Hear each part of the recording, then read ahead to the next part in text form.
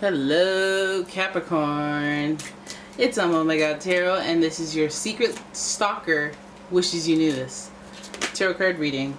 We're having a look at who's looking into you and what they wish you knew. So let's start with the astrology reading cards. But first, if anything in this reading resonates, please go ahead and check out the description. There's a link to my website so you can get a personal reading there. And here we go. You're Gemini. Hello. The energy is communicative, mischievous, lively, witty, and informative. Gemini energy is what's coming up for this person, so you know that they're very, very good with their words and intellect, and they value very good conversation, so they may be even looking at your conversations to understand what's going on with you. Then we have Scorpio energy, and this energy is intense, masterful, thoughtful, and magnetically charming, but also secretive and possessive. Okay. And finally, we've got Pisces energy, and this energy is wistful, endlessly loving, compassionate, and forgiving. It may confuse and soften resolve. Alright, so you have two water signs, an air sign, very emotional person, very spiritual, very intuitive person. They may not be openly spiritual, but the way that they live their life is in a spiritual way. So they probably manipulate energy, use energy. They are able to sense people and body language, and they're privy, which makes them clever, makes them quirky, and makes them able to navigate their way through feelings and emotion, energy, intuition, all that stuff, and really articulate and express themselves well. Except for in this instance, because they're stalking. But they secretly wish you knew this thing, and it's more than likely going to be about how they feel. So here we go. Your first card is the Queen of Cups. Look at that. Queen of Cups to start. I'm not mad. I'm not mad about it. The cat's in the way. Cat's getting up in here. Minnie, you want to go say hi? You want to go say hello? There's two candles. That might be a mess. Don't smell that candle. You know what? Come down. Alright, so that was not necessary. Your next card is the Ace of Pentacles. Look at that. Ace of Pentacles giving us a new start, a new beginning, new fresh opportunity in the realms of material things.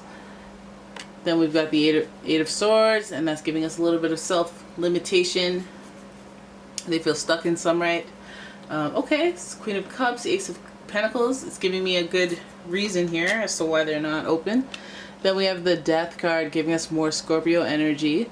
And the Death card is also rebirth, which we all know. We all know about Scorpio's planetary ruler, Pluto, who is all about that afterlife stuff, all about that death and rebirth stuff. So your final card is the Nine of Wands, which has come up lately quite often. So Nine of Wands is supposed to represent the recognition of the hard work that you do, or the amount of effort. And I think this person just doesn't want attention on all of the hard work that they do, especially when it comes to stalking, because that's not cute. It's not. So the Queen of Cups, let's look at this reading as a whole. Yuck. Let's look at this reading as a, sorry, there's this cat is in the mata in the cat's eye. You know, the cat has eye crusties, and then they try to wipe it off on you. Yeah, she wiped it off. She whopped it off on me. Okay, so the Queen of Cups speaks to the sensitivity I was discussing earlier. This person is very sensitive, very psychic, very emotional. It also causes for, it's like a highlight for self-care. You need to take care of yourself, your mental health there. So you can see this person stalking you is doing it just to feel better. Now they may even be stalking you through your mother or through information about your mother. Queen of Cups could be a Scorpio, Pisces, or a Cancer, but it's giving a lot of feminine energy and a lot of internalized energy and sensitivity. I feel like that's where this starts out on. Maybe there's this something they're very sensitive about that they look into when it comes to you. I mean, yeah, sure, it could be something they heard from their mom, or maybe you still have their mom on Facebook. They're checking in. But also, it's just the sensitivity and an internalized sensitivity around, well, this is the archetype, so, you know, wanting to take care of themselves, maybe wanting to shield themselves, or wanting to know something. Okay, so we have the Ace of Pentacles. I think something must have happened in order to trigger this person's sensitivity. The Ace of Pentacles shows us that it might be, what, maybe they had an opportunity come up. The opportunity just presented itself somehow. And that's what kind of made them look into you, or made them ask questions, or there was just an opportunity. They saw your mom, so they started talking. They saw a friend of your mom. They saw you're the mother of their children. They saw the kids. The kid said this. There was an opportunity presented, a tangible opportunity, not one that they created, that, you know, I guess they ask questions. I guess they learn things, and their feelings may be hurt. Either way, this person, 8 of Swords, is giving us a self-limiting belief that maybe they can't reach out to you, or they can't talk to you. However it is, or has been, is how it's going to be because of this belief. And they just feel like there's no movement forward on that. So if you guys are disconnected, or not talking, or the way that this person thinks and feels, if you're waiting for it to dissipate or to just change magically, I feel like this person's stuck in that way of thinking about you. I feel like this person is blinded to any solution, blinded to any healing. We see the Death and Rebirth card. We know that gives us a little bit of that on again, off again energy, but this definitely feels off for this person. It feels like it's hella off, done, one and done, finished. But I feel like there's a seedling of them, a small part of them, that wants that onness again.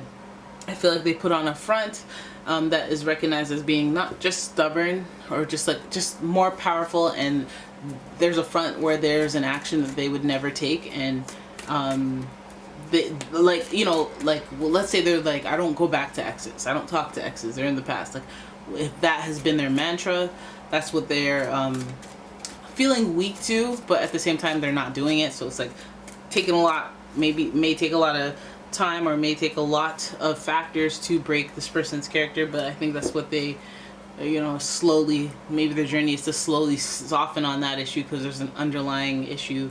But this person definitely likes communicating with other people. I feel like the depth of perception is more spiritual than anything. Maybe they get dreams about you, maybe they hear about you in a coinky-dink like way, and they're not trying to make it happen, but I guess maybe they're proving their own will, their own subconscious will is shining through, or whatever it is they believe for it happening. But I feel like the opportunity presenting itself may be a recurring event. It may be always something pops up like it's new, and they may be noticing the cycle and the figure 8 of it all, and it keeps them limited, it keeps them blocked, keeps them trapped. This is like when you break up with someone, and then, you know, you got to see them on TV, or you got to see them at the next class, or you got to see them at work every day, or you got to see them over and over, and then when you escape that, then you see them outside of that, then you see them in your dreams, and it's like, okay, is this a sign, or is this like something I should, you know, go to the hospital and be like, I'm a little insane right now. But I feel like this person may be wanting all these reminders of you, or wanting these moments where they can talk about you, or people want to talk about you with them. Maybe they're like wanting that to be done with, or maybe they're wanting that to stop, or maybe they're seeing it as a spiritual sign to continue beyond the end, and know that there's that death and rebirth aspect of, like, it could restart again if it keeps popping up. I feel like they see these signs, or there's like initiation of moments that remind you of them, or things that feel like messages or warnings or indications of what may happen, like driftwood. I feel like for you, you're wondering if they're wondering if you feel that too, or if it's happening to you too. Are you seeing them in dreams? Are you seeing their name randomly? Are you seeing things that remind, like, are they popping up in a freakishly obvious way, but like randomly, and you're like, what? How is this happening? This 8 of Wands at the end of the reading is giving that somewhat independence and recognition about who you are, and it feels like something like in this situation you have to stray from your convictions to be with this person, or to accept this person. But what I really think is happening is like the slow spiritual journey towards that acceptance is part of the story, for both of you anyway. Feeling like it's the end, feeling trapped and stuck. I'm feeling like this person keeps popping up, might be the catalyst for this person to change their life, have a personal transformation of some sort, internally, externally. But either way, it feels like the Nine of Wands indicates somewhat of a person who's like known to be independent, and maybe they're feeling off about that. And so like looking into your stuff, looking into you may have caused a setback. They feel bad.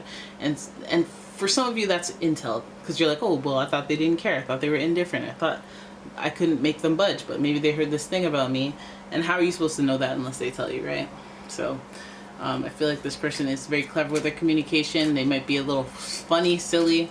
You know, they might, let's say they communicate with you and send you a funny meme, or there's just going to be a little bit of like humor or clever or wit involved with this interaction, if there is one. But the interactions pertaining to you, even if you're not aware of them, are done cleverly, strategically. And you know, you can charm your way into info like this person. Anyways, there it is. That is your reading. I hope you guys enjoyed it. If you did, please give the video a thumbs up and subscribe to the channel. Leave a comment, share the video, and if you'd like your own personal reading, please check out the description. There's a link to my website. And I will catch you in the next one. Bye-bye.